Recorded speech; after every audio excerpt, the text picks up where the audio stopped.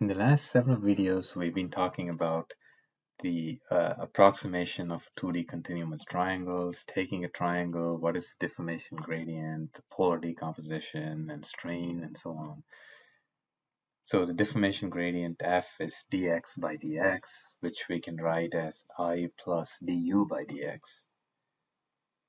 Remember what these du's and dx and what the by means. It's the right divide MATLAB operator, right? And the polar decomposition, strain epsilon log, defined as the matrix logarithm of the stretch matrix.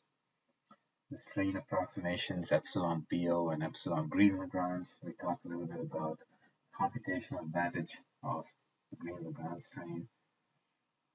For small displacements, just as we did with the truss and with the bar, strain may be further approximated as a linear operation on the displacement. So let's see what this linear operation is. Starting from the Green-Lagrange strain, 1/2 F transposed F minus I, which we can substitute for F as I plus du by dx. And we expand that out. And if u is small, the du by dx transpose du by dx has u squared kind of terms. So we can think of that as being even smaller. And so epsilon Green-Lagrange can be approximated as 1/2 du by dx plus du by dx transpose for small displacements. Thus, the linearized strain can be defined as 1/2 du by dx plus du by dx transposed. And we note how similar this du by dx is to how we define strain in the 1D bar. We also see that epsilon is a symmetric matrix. Think about why that is, right, from the formula.